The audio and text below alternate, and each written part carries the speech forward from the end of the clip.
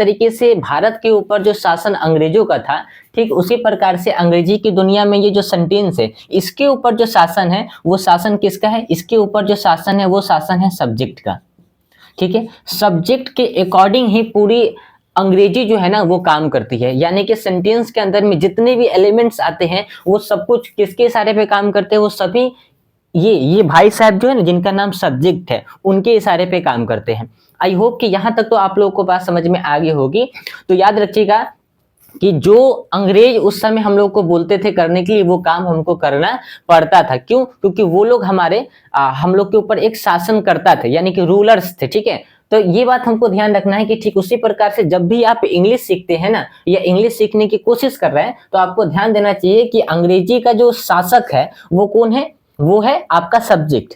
और सब्जेक्ट का पूरा कमांड जो है किसके ऊपर है? सेंटेंस के ऊपर। तो सेंटेंस के अंदर में जो भी एलिमेंट्स आते हैं, जो भी टॉपिक्स आते हैं, जिनको जिस चीज को मिला के एक सब्जेक्ट तैयार होता है, उन सभी के ऊपर जो कमांड होता है किसका रहता है? सब्जेक्ट का होता है। तो सब्जेक्ट के अकॉर्डिंग ही जो है वो सभी लोग काम करेंगे। जो सब्जेक्ट बोलेगा वही उनको करना पड़ेगा। तो सबसे पहले आपको पता होना चाहिए कि भाई ये जो सब्जेक्ट है, तो थोड़ा सा ध्यान देखिए। अगर थोड़ा सा हम कॉन्सेप्ट को समझेंगे ना, हम लोग सीधा चैप्टर पढ़ना शुरू करते हैं, तो भाई चैप्टर पढ़ने से कुछ नहीं होगा। आपको एक बार मन लगा के कॉन्सेप्ट को समझना पड़ेगा। थोड़ा सा हम बैक लेके चलेंगे अगर आपको, तो देखिए हमारे देश के ऊपर जो शासन था वो किसका था? अंग्रेजों का था। तो हमारे कुछ जो महापुरुष लोग जो थे, तो उन्होंने क्या दिमाग लगाया कि भाई जो हमारा शासक वर्ग है, यानी कि जिन लोगों ने हमारे ऊपर कब्जा करके रखा हुआ है, तो सबसे पहले हमको इसके बारे में जानना पड़ेगा कि इसके रूल्स क्या है, इसके रेगुलेशंस क्या है, इसकी कमजोरियां क्या है। जब तक हम इसके बारे में जानेंगे नहीं, तब तक हम इसको हरा नहीं सकते हैं।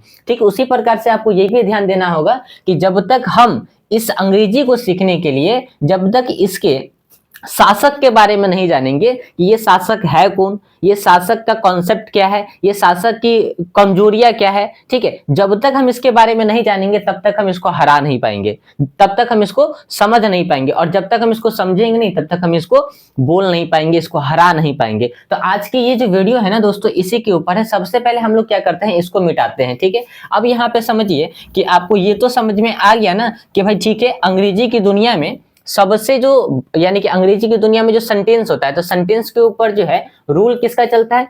तो सेंटेंस के ऊपर जो है रूल चलता है किसका? सब्जेक्ट का। अब यहाँ पे एक बात और आपको ध्यान देनी है कि हमने ये सबसे पहले ये समझा कि भाई सब्जेक्ट जो है वो सेंटेंस का शासक होता है, सेंटेंस का रूलर्स होता है। ठीक है, तो अब जैसे हम लोगों ने हिंदी पढ़ी, तो हिंदी में हमने देखा कि जो सब्जेक्ट होता है वो 3 प्रकार का होता है, एक वचन, द्विवचन, बहुवचन। तो सब्जेक्ट को आप 3 प्रकार में बांट देते हैं। ठीक है, लेकिन यहाँ पे क्या है कि आप देखेंगे तो सब्जेक्ट जो है ना सिर्फ 2 प्रकार का है। एक यहाँ पे सबसे पहले देखना है कि भाई कौन कौन होता है वो छोड़ दीजिए। आपने यहाँ पे देखा कि ठीक है, यहाँ पे इस वाले में आपको सिर्फ 4 वर्ड पे कमांड करना है। जैसे आपने बोला आई, आपने बोला यू, आपने बोला वी, और यहाँ पे एक चौथा वर्ड आता है दे। ये जो है ना, इनको बोलते हैं प्लूरल। इनको हम क्या बोलते हैं? प्लूरल।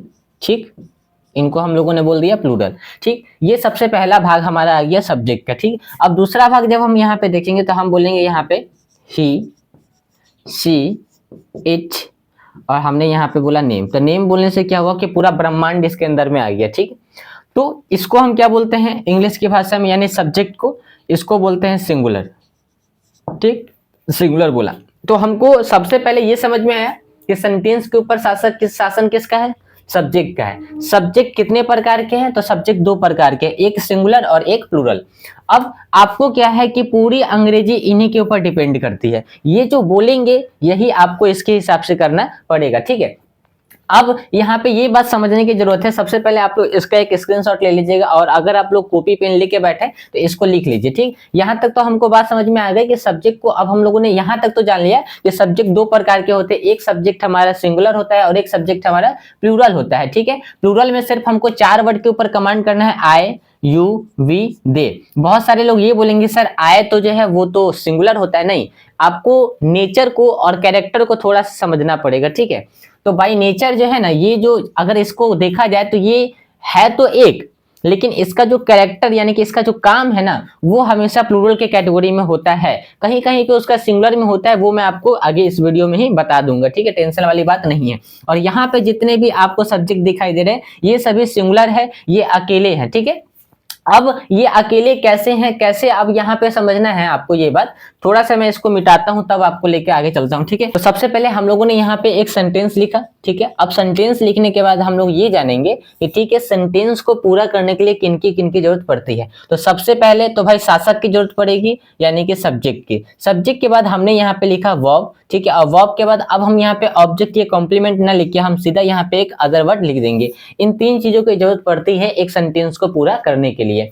इसमें शासक कौन है, वो सब्जेक्ट है, ठीक है। जो सब्जेक्ट कहेगा उसी के हिसाब से इन सभी लोगों को, वर्ब को या अदर वर्ड को, जिस अदर वर्ड में सभी कुछ आ जाते हैं, ऑब्जेक्ट, कॉम्प्लीमेंट और टाइम, सब कुछ आ जाता है अदर वर्ड में, ठीक है। अब हमको यहाँ पे एक नया चीज सीखना पड़ेगा कि सबसे पहले हमने यहाँ पे लिख दिया सब्जेक्ट, ठीक है। हमने यहाँ पे सब्जेक्ट लिखा। अब उसके बाद हमको यहाँ पे ये समझना है कि सब्जेक्ट के बाद कौन है, वर्ब। तो हमने यहाँ पे वर्ब भी लिख दिया, ठीक। अब अदर वर्ड को हम इसके बाद समझेंगे, ठीक है। अदर वर्ड इसी में खैर हम लोग इसमें इसी में कवर कर लेंगे। तो अब यहाँ पे देखिए, हमने यहाँ पे देखा कि सब्जेक्ट कितने प्रकार के, 2 प्रकार के हैं, ठीक। तो यहाँ पे आप थोड़ा सा ध्यान दीजिए कि हम एक स्ट्रक्चर लिखते हैं, ठीक है। स्ट्रक्चर कैसे आप लोग लिखिएगा, समझिए। यहाँ पे आपने जैसे यहाँ पे लिखा सब्जेक्ट वर्ब, ठीक है, और प्लस यहाँ पे आपका हो गया अदर वर्ड, ठीक। फिर से आपने यहाँ पे लिखा subject plus verb plus other word. ये 2 आपने स्ट्रक्चर लिखा। अब ये 2 स्ट्रक्चर हम लोगों ने क्यों लिखा है, इसको थोड़ा सा ध्यान से समझने की कोशिश करिएगा। देखिए, यहाँ पे आपने बोला कि आपका सब्जेक्ट जो है, एक मान लेते हैं कि यहाँ पे जो आपका सब्जेक्ट है वो सिंगुलर है, और एक यहाँ पे दूसरे वाले में आपका सब्जेक्ट क्या है, प्लूरल है। तो अब नियम क्या कहता है कि मान लेते हैं कि अगर आपका सब्जेक्ट यहाँ पे सिंगुलर है, ठीक है। देखिए, यहाँ पे आपका जो सब्जेक्ट है ना वो हो जाएगा V5, ठीक है। V5 का मतलब होता है कि आप सॉरी यहाँ पे एस लगा दीजिए, ठीक है, एस, या आप ES लगा सकते हैं। और यहाँ पे V1 होता है, जो डिक्शनरी में जितने भी वर्ब्स होते हैं ना वो सभी V1 में ही होते हैं, ठीक है। और उनको V5 बनाया जाता है, ठीक। उसी प्रकार से डिक्शनरी के अंदर में या दुनिया की किसी भी किताब में जितने भी जो सब्जेक्ट होते हैं वो आपके फर्स्ट फॉर्म यानी कि सॉरी सिंगुलर फॉर्म में ही होते हैं, उनको प्लूरल बनाया जाता है। वो मैं अभी आपको इसी वीडियो में सिखाने वाला हूँ दोस्तों, ठीक है। ध्यान से थोड़ा समझने की कोशिश करिएगा, ठीक है। मैं आपको कॉन्सेप्ट समझाने की कोशिश कर रहा हूँ। तो यहाँ पे ध्यान दीजिएगा कि जैसे जस्ट लाइक मान लेते हैं कि जो आपका सब्जेक्ट क्या था, आपने जैसे यहाँ पे ही बोल दिया, आपने सी बोल दिया, और आपने यहाँ पे इट बोल दिया, या आपने किसी भी नाम की चर्चा कर दी, ठीक है। तो ये सभी सब्जेक्ट कौन से हो गए, ये सब्जेक्ट हो गए आपके सिंगुलर। ये सब्जेक्ट कौन से हैं, आपके सिंगुलर है। तो इनके साथ में हम जो वर्ब लगाएंगे, कौन सा लगाएंगे, V5 लगाएंगे, यानी कि एस या ES हम लगा देंगे, ठीक है। क्यों, क्योंकि हमारा जो सब्जेक्ट है वो सिंगुलर है। यानी कि अगर आपका सब्जेक्ट जो है ना वो माइनस होगा, क्या होगा, माइनस होगा, तो उसके साथ में आपको माइनस ही लगाना पड़ेगा। जैसे देखिए, यहाँ पे आपने बोला V1 V2, सॉरी यहाँ पे V2 लिखना है, V2 V3 V4 और V5 यहाँ पे आपने बोला, ठीक। अब यहाँ पे देखिए, ये जो V1 है ना ये प्लूरल है, क्या है, ये प्लूरल है, ठीक। और यहाँ पे ये जो V5 है ये सिंगुलर है, सिंगुलर है। और ये जो V2 V3 V4 बचे ना ये सिंगुलर भी है, प्लूरल भी है। तो जब मैं इसके बारे में आपको पढ़ाऊंगा तब इस पर हम लोग चर्चा करेंगे। अभी सिर्फ हम सिंगुलर और प्लूरल सीख रहे हैं। तो अंग्रेजी की दुनिया में जो वर्ब होते हैं वो सिर्फ यहाँ पे मतलब समझना है कि 2 प्रकार के होते हैं। एक वर्ब जो होता है सिंगुलर होता है, और एक वर्ब जो होता है वो प्लूरल होता है। तो जो प्लूरल होता है उसको हम V1 बोलते हैं, जो सिंगुलर होता है वो V5 होता है, ठीक। उसी प्रकार से जो सब्जेक्ट, जैसे देखिए हमने बोला कि भाई जो सब्जेक्ट होगा उसी प्रकार से सबको काम करना पड़ेगा। तो सब्जेक्ट हमारा 2 ही प्रकार का है, सिंगुलर और प्लूरल। तो वर्ब को भी 2 ही प्रकार से काम करना पड़ेगा, सिंगुलर और प्लूरल। तो यानी कि जब आपका सब्जेक्ट जो है वो सिंगुलर होगा तो वर्ब को सिंगुलर बनना पड़ेगा, और जब आपका सब्जेक्ट प्लूरल होगा तो आपके वर्ब को प्लूरल बनना पड़ेगा, ठीक। तो अब यहाँ पे हमने देखा कि भाई ठीक है, ये स्ट्रक्चर हमारा काम कर गया, ठीक। तो हमारा सब्जेक्ट यहाँ पे क्या है, सिंगुलर है, तो हमने SES का यूज किया, यानी कि V5 का यूज किया। और अभी हमारा सब्जेक्ट जो है प्लूरल है, सॉरी यहाँ पे हमारा सब्जेक्ट प्लस में आ गया। तो हमारा सब्जेक्ट अगर प्लस है तो हमको यहाँ पे V1 लगाना पड़ेगा, प्लस यहाँ पे अदर वर्ड आ जाएगा। आप यहाँ तक तो सब हमको लग रहा है कि आपको बात समझ में आ गया होगा कि हमने ये आपको समझाने की कोशिश की कि अंग्रेजी की दुनिया में ये कहा जाता है, यानी कि रूल्स ये कहेगा कि अगर आपको देखना है कि आपका सब्जेक्ट क्या है, आपका सब्जेक्ट अगर सिंगुलर रहेगा तो आपको उसके साथ में सिंगुलर वर्ब लगाना है। सिंगुलर वर्ब मतलब आपको V5 लगाना है। और अगर आपका सब्जेक्ट प्लूरल है तो आपको उसके साथ में प्लूरल वर्ब लगाना पड़ेगा, मतलब कि आपको उसके साथ में V1 लगाना पड़ेगा। अब V2 V3 V4 यानी कि अभी मैं टेंस तो आपको पढ़ा नहीं रहा हूँ ताकि मैं आपको उतना डीप में लेके जाऊं तो फिर आप कंफ्यूज हो जाएंगे। सिर्फ अभी हम सिंगुलर और प्लूरल और वर्ब सब्जेक्ट के बारे में, एक यानी कि यहाँ से समझिए कि इसके बारे में समझ रहे हैं। और आपको एक सबसे पहली बात मैं बताता हूँ कि हम जो भी कोई कॉम्पिटिटिव एग्जाम की तैयारी करते हैं ना, तो उसमें हमको एक टॉपिक पढ़ाया जाता है सब्जेक्ट ऑफ एग्रीमेंट। तो सब्जेक्ट ऑफ एग्रीमेंट का मतलब क्या होता है? सब्जेक्ट ऑफ एग्रीमेंट का मतलब यही होता है कि भाई वहां पे सब्जेक्ट और वर्ब के बीच में एक एग्रीमेंट होता है। एग्रीमेंट यही होता है कि भाई ठीक है, हम तो भाई शासक करता है, यानी कि सब्जेक्ट बोलता है हम तो शासक करता है, तो जो हम बोलेंगे वो तुमको करना पड़ेगा। वह बोलता है हाँ जी, आप तो भाई हमारे राजा हैं, तो आपको तो ये काम आप जो कहिएगा वो तो हमको करना पड़ेगा और हम लोग करने के लिए तैयार है। तो यही एग्रीमेंट हुआ था सब्जेक्ट वर्ब एग्रीमेंट में जो चैप्टर है, तो उसमें वहीं से ये चैप्टर निकल के आया, यहीं से वो चैप्टर निकल के आया था कि भाई सब्जेक्ट ने ये बोला कि जब हम सिंगुलर रहेंगे तो आपको V5 बन जाना है, और जब हम प्लूरल रहेंगे तो आपको V1 बन जाना है, ठीक है। और उसके बाद क्या है कि यहाँ पे V2, V3 और V4 जो आएंगे, तो वहाँ पे ये तीनों जो वर्ब है ये सिंगुलर भी है प्लूरल भी है, तो ये क्या है कि ये सभी के साथ में आ जाते हैं। तो ये जो आपने देखा ना कि V1 और V5 का जो खेल है, इसी को बोलते हैं सब्जेक्ट वर्ब एग्रीमेंट का चैप्टर, ठीक है। तो इसको मैं थोड़ा सा और आपको एक दो एग्जाम्पल देके बताऊंगा, तो शायद आपको और अच्छे से समझ में आएगा। जस्ट लाइक मान लेते हैं कि हमने यहाँ पे बोला, ठीक है, एक सेकेंड, हमने यहाँ पे आपको बोला दोस्तों कि ठीक है, अब हम यहाँ पे एक स्ट्रक्चर लिख लेते हैं सब्जेक्ट प्लस V1 और V5 प्लस अदर वर्ड। यही है एक स्ट्रक्चर हम लोगों का जो अभी तक हम लोगों ने समझा। तो हमको देखना है कि अगर हमारा सब्जेक्ट माइनस है तो हम यहाँ पे माइनस V5 लगाएंगे, और अगर हमारा सब्जेक्ट प्लस है तो हम यहाँ पे प्लस V1 लगाएंगे, ठीक। ये बातें हमको समझ में आ गई। तो जैसे हमने बोला कि तुम बोलते हो, ठीक है, मैं बोलता हूं तुम बोलते हो, ऐसे बोल दीजिए। मैं बोलता हूं तो आई स्पीक, स्पीक का मतलब होता है बोलना, ठीक।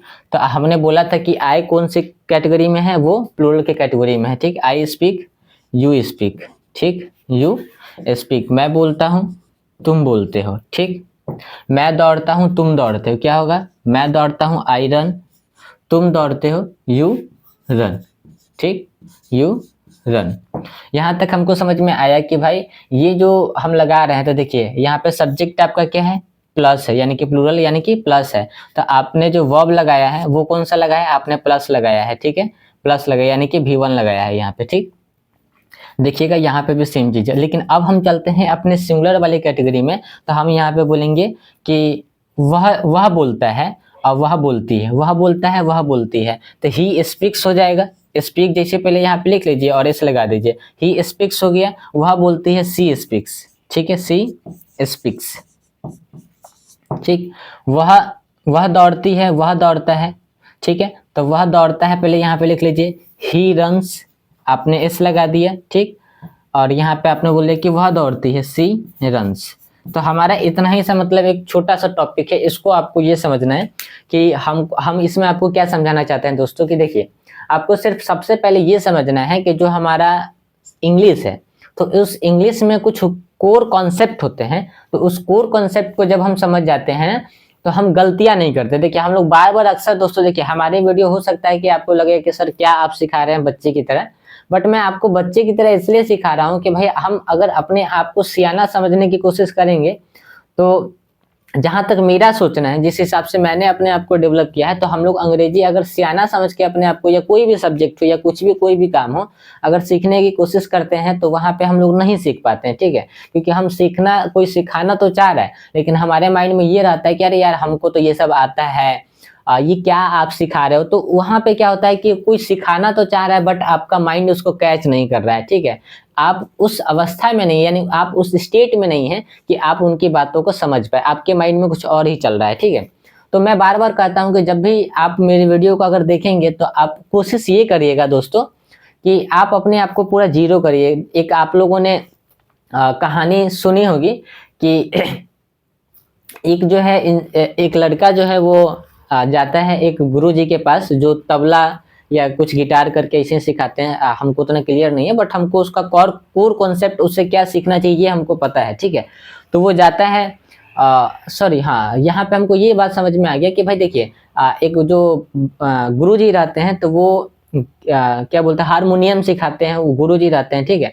तो एक जो है उनके पास दो आदमी जाता है, एक बच्चा जाता है जिसने कभी भी इससे पहले हारमोनियम नहीं सीखा था, ठीक है। और एक आदमी और जाता है जिसने इससे पहले हारमोनियम कई जगह पे सीखा था, उसके पास में अच्छा खासा नॉलेज भी था, बट वो चाह रहा था कि नहीं हम थोड़ा सा और सीख ले, ठीक। तो वो दोनों आदमी गुरुजी के पास में गए और गुरुजी को बोला कि भाई हमें जो है गिटार क्या हारमोनियम सीखना है। तो गुरुजी ने बोला ठीक है मैं आपको सिखा दूंगा। तो गुरुजी ने दोनों से एक एक सवाल पूछा कि ठीक है आपने इससे पहले कभी भी कहीं पे ये हारमोनियम की क्लास की है या सीखा है। तो एक बच्चा जो था उसने बोला कि नहीं गुरुजी मैंने तो कभी हारमोनियम की क्लास नहीं की, मुझे तो इसके बारे में जीरो नॉलेज है, ठीक है। तो गुरुजी ने बोला ठीक है मैं तुम्हें सिखा दूंगा। फिर उसके बाद उस आदमी से भी गुरुजी ने पूछा जो पहले से सीखा हुआ था, ठीक है। तो उससे पूछा कि आपने इससे पहले कभी भी हारमोनियम की क्लास की है या आपको इसके बारे में थोड़ा सा भी पता है। तो उसने बोला कि हाँ गुरुजी मैंने इससे पहले भी हारमोनियम सीखा है, मुझे इसकी अच्छी खासी नॉलेज है। तो गुरुजी ने बोला ठीक है मैं आप दोनों आदमी को सिखा दूंगा, बट यहाँ पे कंडीशन ये है कि जो छोटा बच्चा था उसको गुरुजी ने बोला कि ठीक है तुम्हें सिर्फ ज्यादा से ज्यादा 1 महीना लगेगा और तुम्हें सिर्फ जो है 500 रुपया मान लेते कि देना है, ठीक। तो बच्चे ने बोला ठीक है गुरुजी कोई बात नहीं है।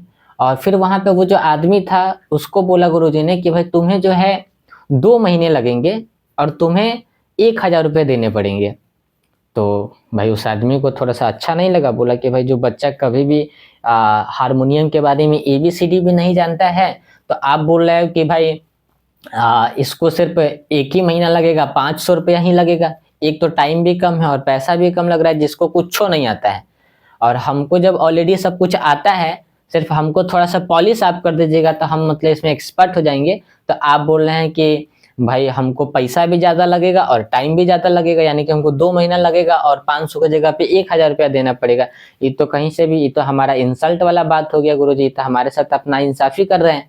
तो गुरुजी ने बोला कि नहीं देखो टाइम तो दोनों आदमी को सेम ही लगेगा और पैसा भी दोनों आदमी को सेम लगेगा।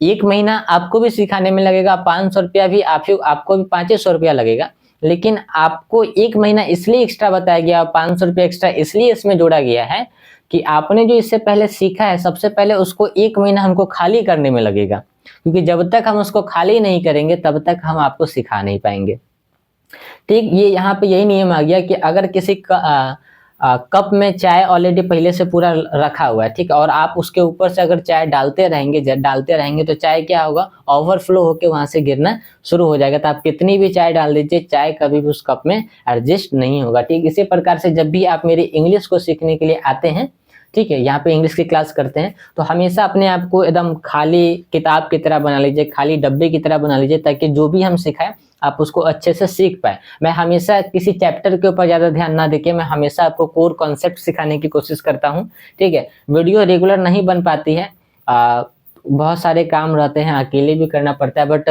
मैं कोशिश करूँगा कि मैं आप लोग के लिए वीडियो अब रेगुलर लेके आऊँ। तो आज की ये जो क्लास है सिर्फ यहाँ पे मैंने आपको ये सिखाने की कोशिश की, मैं इसमें और भी एग्जाम्पल ऐड कर सकता था, आप लोग अपने हिसाब से कोशिश करिएगा, कमेंट बॉक्स में 1-2 सेंटेंस और ऐड करिएगा, ठीक है, कि हाँ हमने ये चीज़ समझा यहाँ से। और उसके बाद मैं अगली क्लास जो लाऊंगा वो फिर मैं इसी के कॉन्सेप्ट को थोड़ा सा और आगे लेके चलूँगा, जहाँ से आपको और क्लियर थोड़ा सा समझ में आ पाएगा। तो आई होप कि आप लोग को वीडियो समझ में आएगी। कमेंट बॉक्स में अपनी राय जरूर लिखिएगा।